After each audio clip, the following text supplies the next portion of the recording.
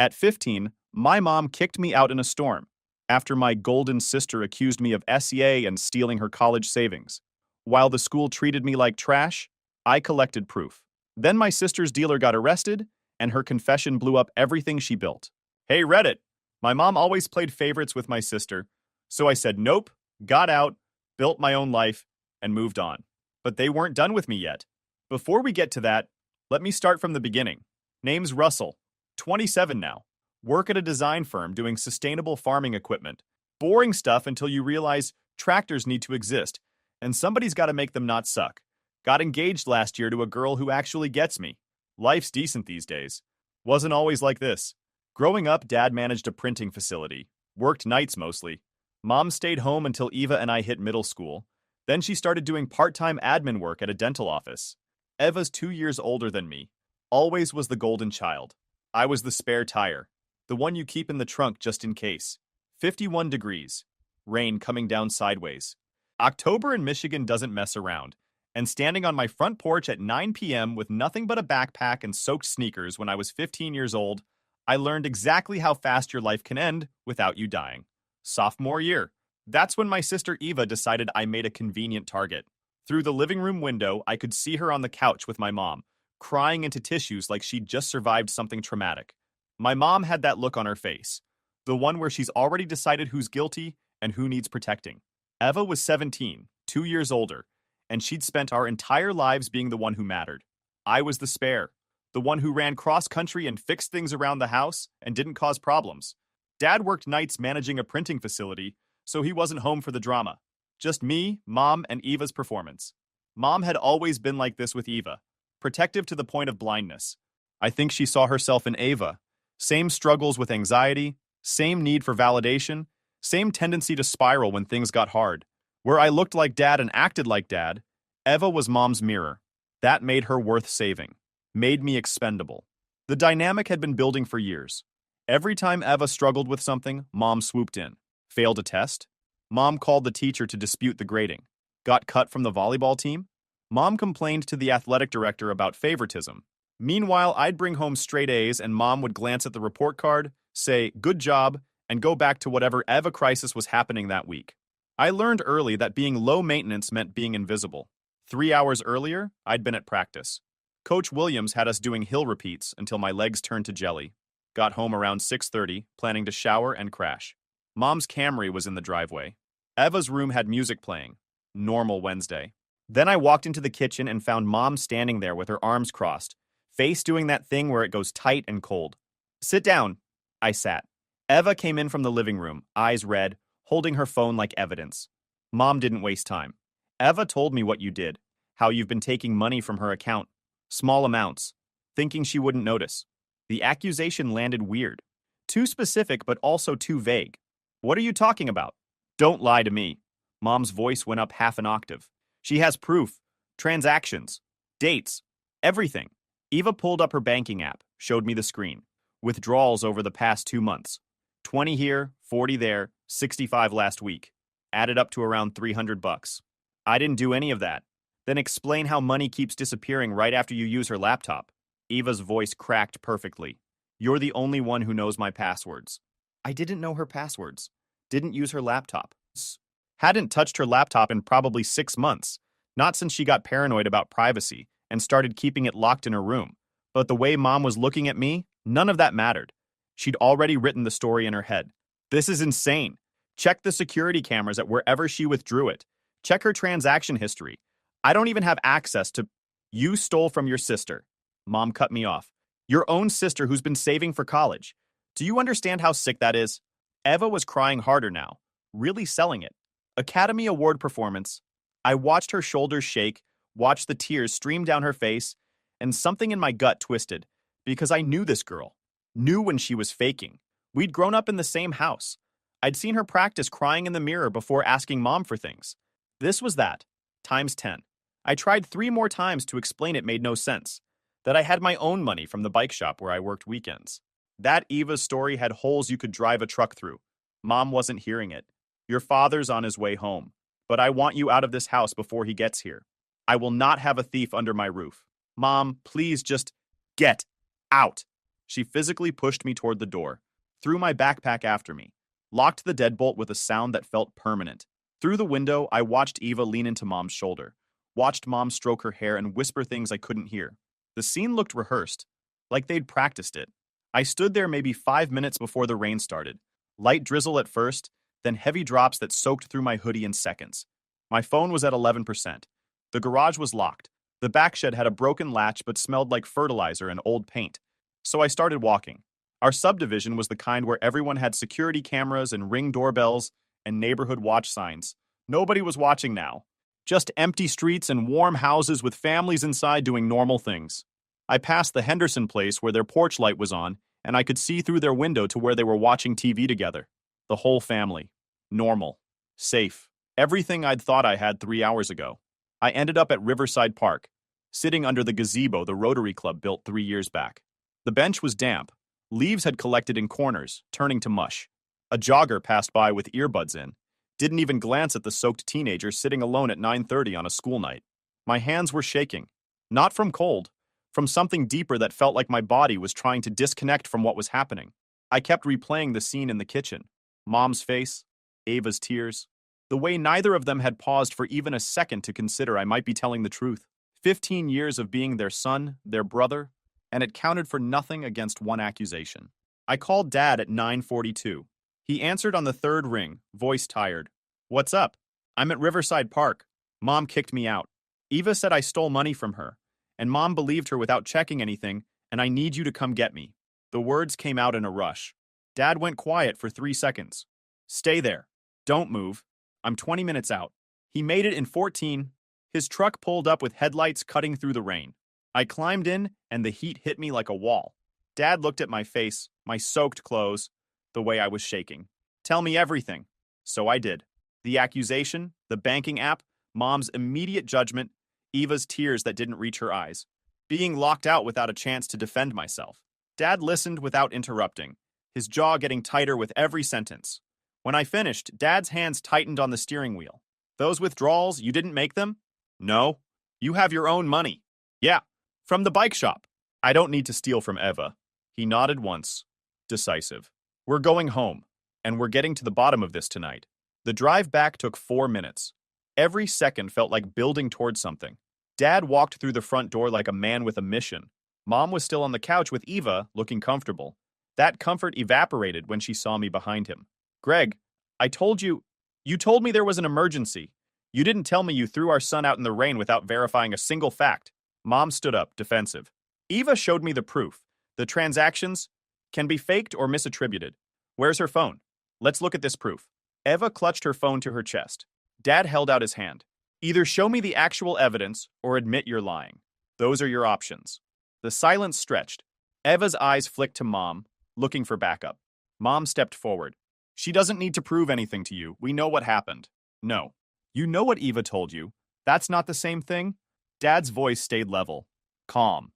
The kind of calm that's more dangerous than yelling. "Eva, log into your bank account, right now, on the computer where we can all see the full transaction history." Eva hesitated. Just a half second, but I caught it. So did Dad. "Now."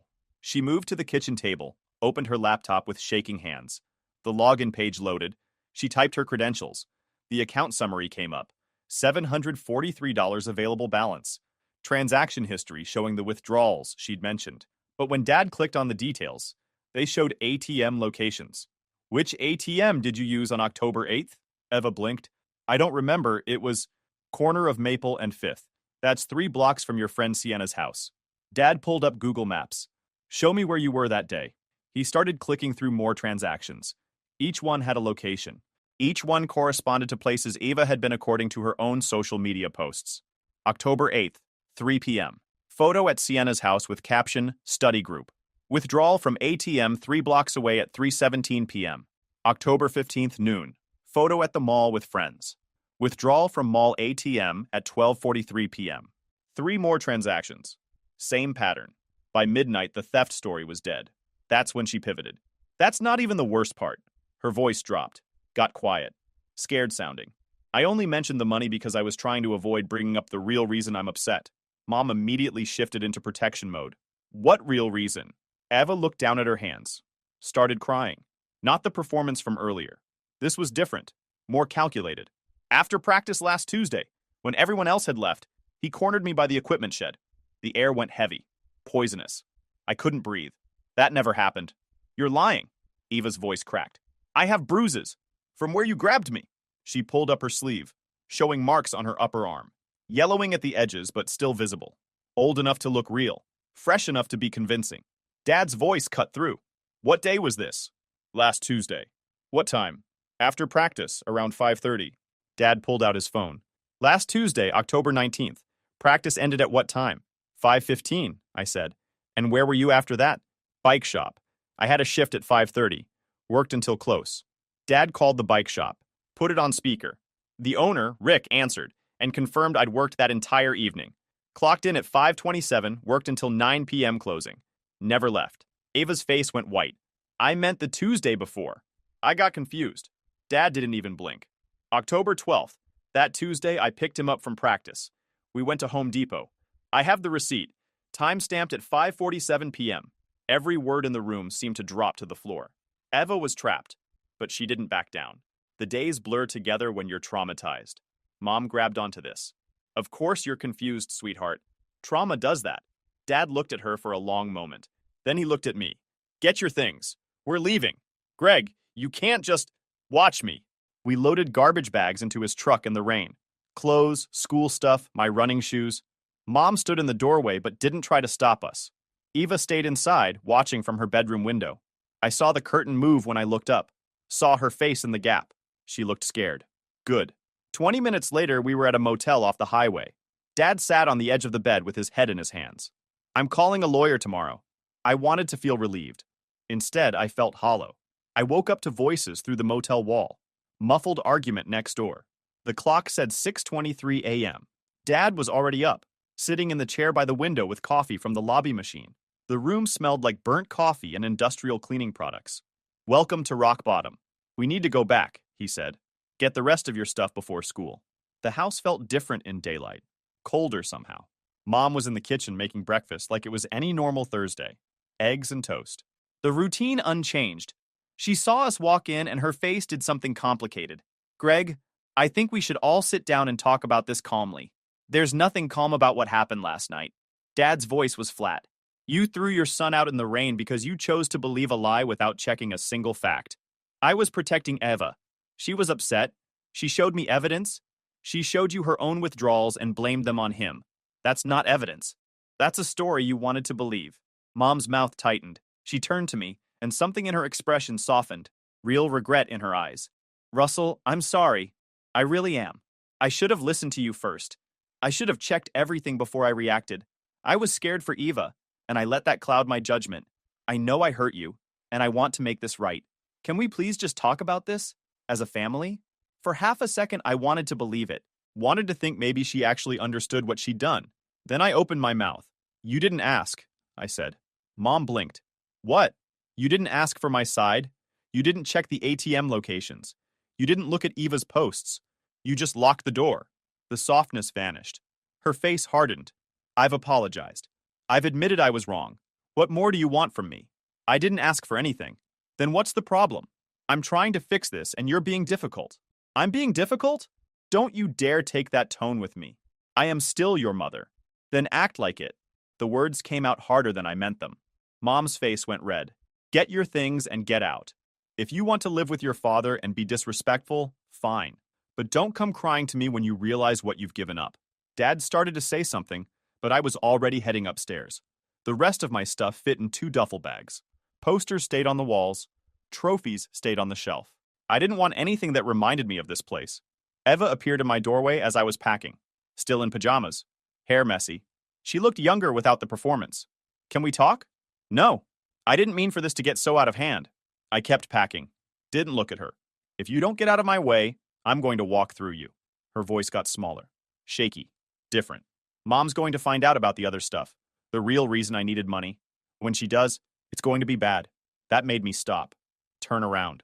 For just a second, I saw panic in her eyes. Real panic. Like she'd miscalculated something and was only now realizing how deep the hole was. Then you better figure out how to spin it. Since you're so good at that. Her face crumpled. I was scared. I didn't know what else to do. You could have told the truth. You could have not blamed me. You had options. I know. I'm sorry. I really am. I looked at her. Really looked. Saw the girl I used to build blanket forts with when we were kids. The one who used to sneak me Halloween candy after Mom said I'd had enough. That person felt like someone I'd made up. The thing is, Ava, I don't think you're sorry you did it. I think you're sorry it didn't work. I zipped the bag and walked past her. She didn't try to stop me. The rental house became our new normal. Small 2-bedroom across town. Dad bought a coffee maker and we figured out a morning routine.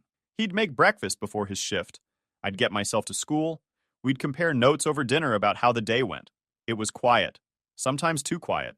But it was honest. The place was basic. Beige carpet that had seen better decades. Kitchen with counters from the 80s. But it was ours. No performances. No walking on eggshells. Just me and Dad figuring out how to exist without the constant drama. Dad started seeing someone around Thanksgiving. Linda. School nurse 2 districts over. She came by one Saturday with homemade soup when Dad mentioned I'd been fighting a cold. Didn't try to be Mom. Just treated me like a regular person who happened to live there. That mattered more than she probably knew. School became a different kind of hell.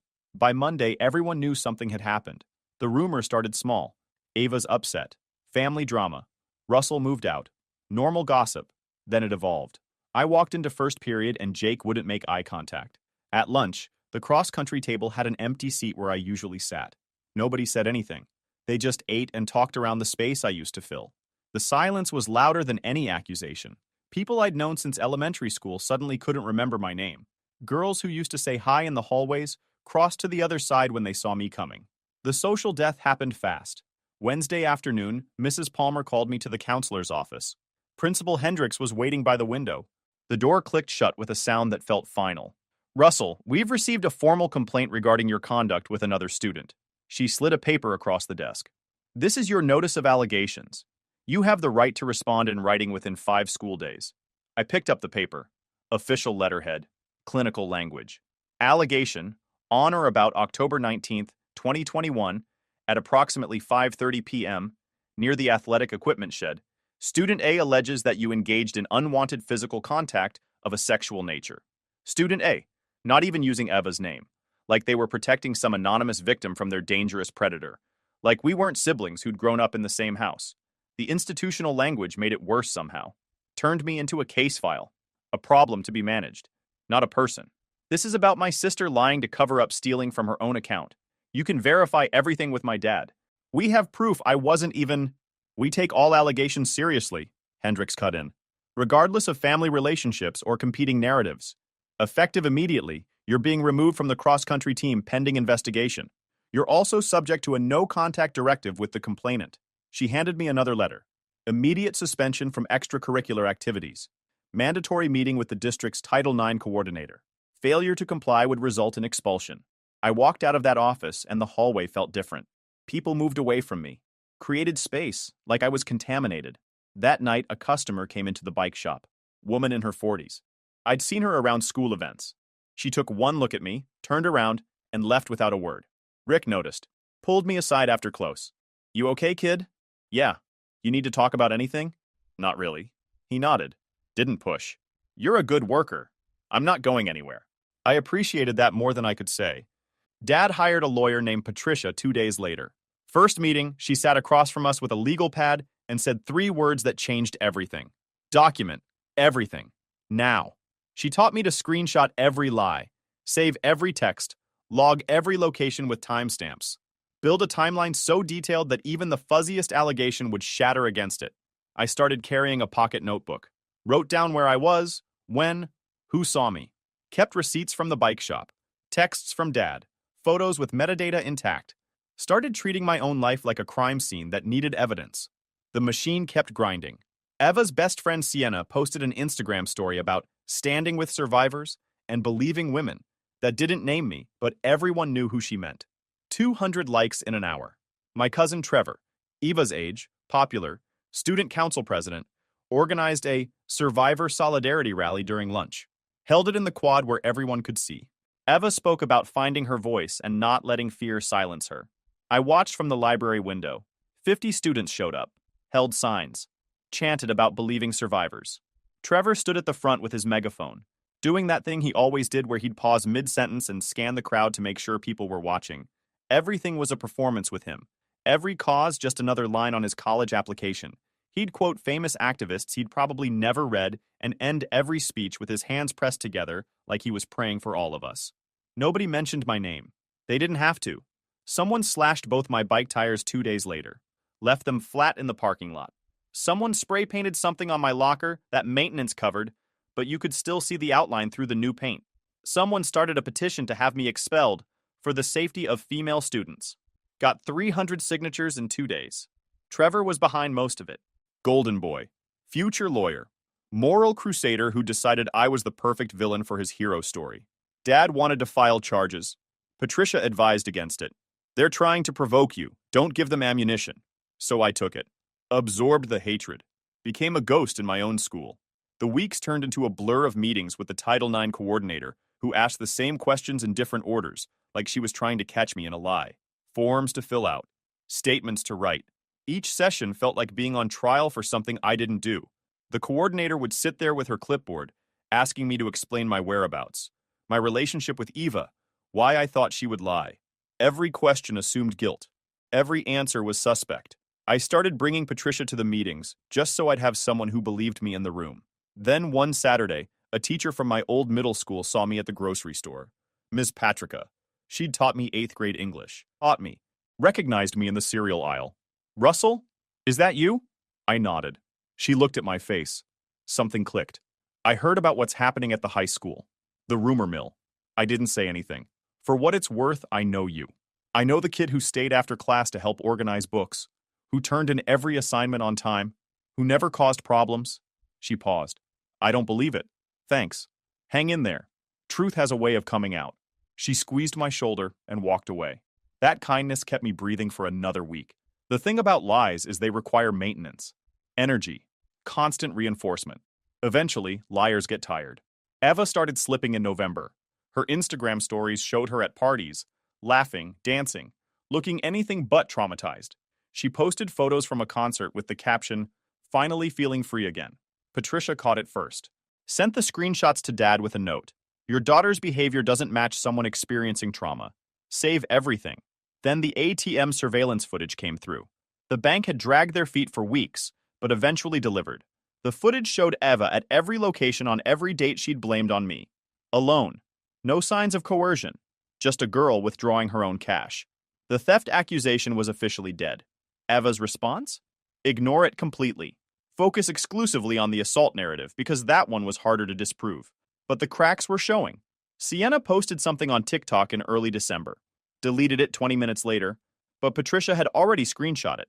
A video of her and Eva at a party with text overlay. When your drama gets you out of calc for a week. Then came the medical records request. Patricia asked for Eva's documentation for the alleged assault. Hospital visits, doctor's appointments, anything showing she'd sought treatment for trauma or physical harm. The school pushed back. Privacy, confidentiality, protection of the victim. Patricia pushed harder. If you're going to accuse someone of assault serious enough to warrant expulsion, you need to produce evidence. Real evidence, not Instagram posts. The records came back empty. Not a single visit. No doctor's notes. No counselor reports. Nothing. Patricia called a meeting with the school's legal team, brought the medical records, the ATM footage, my location history, witness statements, everything. Laid it out like a prosecutor. The Title IX coordinator looked uncomfortable. The school's lawyer started taking notes. They agreed to continue investigating, but I could see it in their faces. They knew Eva was lying. They just didn't know how to admit it without destroying their credibility.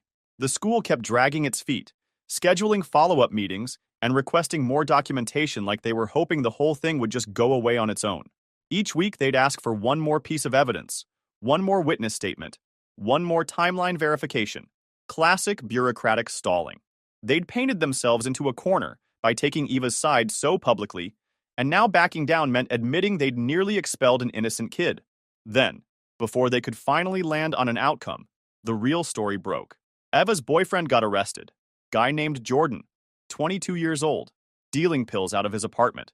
Police found customer lists, transaction records, text messages. Eva's name came up 14 times. 3 weeks after Jordan's arrest, the police showed up at Mom's house, asked to speak with Eva about her connection to him. asked if she'd been purchasing controlled substances. That's when Eva broke. Confessed to everything. The drug use, the money, the lies about me. All of it came spilling out because she needed to cut a deal to avoid charges. The police report landed on Patricia's desk 4 days later. She called us into her office, laid it out on the conference table. Your sister's statement admits she fabricated the theft accusation to cover drug purchases. She also admits the assault allegation was created to deflect attention when the theft story started falling apart. I stared at the words. Black ink on white paper. Official confession. What happens now? We take this to the school, demand full reinstatement, expungement of all records, and a public acknowledgement of the error. The school fought it for 2 weeks, tried to negotiate a quiet resolution where they'd clear my record but not admit wrongdoing. Patricia said no.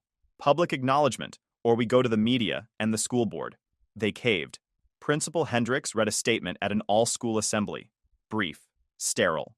Corporate language about new information coming to light and mistakes in the investigative process. Never used Eva's name, never used mine.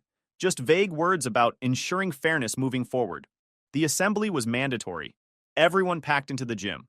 I sat in the back row, watching Hendricks stand at the podium, looking like she'd rather be anywhere else. The statement took maybe 90 seconds. Then she dismissed everyone and that was it. Months of hell, reduced to a minute and a half of corporate speak. Trevor sat 3 rows ahead of me during the assembly. Didn't turn around. Didn't apologize. Just stared straight ahead like a man realizing his crusade had been built on sand. After the assembly, Coach Williams found me in the hallway. Russell, the team would love to have you back. State championships are coming up. I looked at him. Remembered how quickly he'd cut me loose when it mattered. I'm good. You sure? We could really use... I said I'm good. I walked away. Didn't look back. The official exoneration didn't fix anything, just made the damage visible. My reputation was still radioactive. People who'd signed the petition didn't apologize. They just pretended they'd never believed it in the first place. Jake tried to reconcile. Showed up at the rental house one Saturday with pizza. Hey man, I know things got weird. I just wanted to say I'm sorry for not being there when you needed someone. I let him talk for maybe 3 minutes. You've known me since 4th grade. We ran every mile together. And the second someone told a story, you bailed. That's all I need to know. He left the pizza and didn't come back. But I wasn't satisfied with just walking away. Patricia helped me file a civil suit. Defamation. Intentional infliction of emotional distress. Against Eva specifically. We didn't ask for money. Asked for something better. Court testimony under oath. Public acknowledgement of the lies. Eva's lawyer tried to settle. Offered cash, confidentiality, mutual non-disparagement. Patricia laughed in his face. My client doesn't want money. He wants truth. The case moved through the system. Depositions. Discovery. Eva under oath admitting every lie. Every calculated move. Every moment she'd chosen to keep the story going even when she knew it was destroying me. Watching her deposition was surreal. She sat there in a conference room, lawyer beside her, and had to answer question after question about the lies. Why she made the theft accusation. Why she escalated to assault. Why she let it continue for months. Each answer made her look smaller, more desperate. The performance was gone. Just a girl who dug a hole and kept digging. Her lawyer kept trying to paint her as a victim of circumstances. A scared girl making bad choices under pressure. Patricia dismantled that with surgical precision. Showed the timeline. The social media posts celebrating her brave stand. The coordination with Trevor and Sienna. The complete absence of trauma symptoms. By the end, Eva was crying. Real tears. Not performance. Just the weight of consequences finally landing. We reached a settlement before trial. Eva agreed to post a public retraction on every platform she'd used to spread the allegations. Court-approved language. No wiggle room. No softening it. She had to state clearly that she'd fabricated the assault allegation, that she'd lied about the theft, that I'd done nothing wrong, and that she took full responsibility for the damage caused. The posts went live in August. The fallout was immediate. Trevor deleted his social media. Sienna posted a vague apology about learning lessons and got roasted in the comments. Mom called Dad, crying, begging him to make me drop the suit. Dad told her Eva created this mess. She could live in it. Senior year, I focused on 2 things. Grades and getting out. No drama, no social life, just applications and essays and planning for somewhere far away. Dad and Linda got more serious. She started coming to Sunday dinners at our place. Brought her daughter Rachel a few times. Girl was 14, quiet, read fantasy novels. We ended up talking about books one evening while Dad and Linda handled the grill. It was the first normal conversation I'd had in months. I got accepted to a state school 4 hours north. Full scholarship, industrial design program. Dad helped me load the truck in August before my freshman year. Before we left, he handed me something. Old shoebox from his closet. What's this? Letters. From your mom and Eva. They've been sending them to the house. I saved them in case you ever wanted to read them. I looked at the box. Must be 30 letters in there. Different handwriting. Different postmarks. Do you want to read them? Dad asked. I thought about it for maybe 10 seconds. Then I handed the box back. Burn them. Dad didn't argue, just nodded. That weekend, we had a fire in the backyard. The letters went in one at a time. I watched them curl and blacken and turn to ash. It didn't feel triumphant, just necessary. College was different. Nobody knew my story. I was just another freshman trying to figure out the dining hall and where the library was. I joined an intramural running club, made friends with my roommate, started dating a girl from my design class. Her name was Lauren, funny and direct, and didn't take herself too seriously. We were together 6 months before she asked about my family. I told her the truth, all of it. The lies, the isolation, the lawsuit, the burning letters. She listened without interrupting. When I finished, she was quiet for a minute. That's heavy. Yeah. Your sister sounds like a piece of work. That's one way to put it. Are you okay now? I thought about it. Really thought about it. Getting there. She kissed my forehead, and we watched a movie, and she didn't bring it up again unless I did. That's when I knew she was different. Graduated with my degree in hand, spent the next 6 years building a career at a firm that designs sustainable farming equipment. Got engaged to Lauren. We found an apartment that actually had good heat and windows that didn't leak. Dad came to visit twice a year. Brought Linda. We'd go to breweries and talk about normal things. He never mentioned Mom or Eva unless I asked. I didn't ask. Eva tried reaching out again last month. Email through a cousin, said she'd been in recovery, working on herself, hoped we could find peace someday. I deleted it without responding. Then 2 weeks ago, the doorbell rang on a Sunday afternoon. Lauren was out getting groceries. I opened the door expecting a delivery. Mom and Eva stood on the porch. They looked older, worn. Mom's hair had more gray. Eva had lost weight, face drawn. She looked nothing like the girl who used to command every room. Just tired, hollowed out. The air had that October bite to it. Not quite cold enough for a jacket, but sharp enough to make you notice. Same kind of weather as that night years ago when everything started. The trees on our street were already turning, leaves going brown at the edges. For a second, I forgot how to breathe. Then muscle memory kicked in. What are you doing here? Mom's voice was smaller than I remembered. We wanted to talk, to try to make things right. My hand shook on the doorknob. I could feel the chill creeping in. The same kind of October cold from that night years ago. There's nothing to make right. Russell, please. Eva's voice cracked. I know I can't undo what I did, but I'm different now. I'm sober. I'm in therapy. I want to apologize. Really apologize. I looked at her. Tried to find something that felt like family. Came up empty. You already apologized. The settlement made you. That's all I needed. That was legal. Mom stepped forward. This is us trying to heal. As a family. The word family hit wrong. Like fingernails on a chalkboard. We're not a family. You stopped being my family the night you locked me out in the rain. Eva stopped being my sister the day she decided destroying my life was easier than admitting she had a problem. We made mistakes, Mom said. Terrible mistakes. But don't you think it's time to move forward? I almost laughed. You don't get to decide when I move forward. You don't get to show up here and demand forgiveness because it makes you feel better about yourselves. Eva was crying now. I just want my brother back. Then you should have thought about that before you let 300 people sign a petition calling me a predator. Before you watched me eat lunch alone every single day and did nothing to stop it. The words came out harder than I meant them, but they were true. Mom tried one more time. Russell, please? We're asking for one chance. One conversation. That's all. I looked at them both. Saw the desperation. The need. The hope that I'd be the bigger person and let them off the hook. No. I stepped back and closed the door. The deadbolt clicked. Same sound it made 15 years ago. Permanent. I stood there listening to them on the other side. Muffled voices. Eventually footsteps. A car starting. Driving away. Lauren came home 20 minutes later with groceries. Found me sitting on the couch staring at nothing. You okay? I told her what happened. She set the bags down and sat next to me. How do you feel? I don't know. Empty maybe. Or just done. She took my hand. Didn't say anything else. Just sat there with me while the afternoon light faded outside. That night, I dreamed about the gazebo at Riverside Park, the damp bench, the leaves and corners. But this time when I looked up, Dad's truck was already there, headlights cutting through the rain.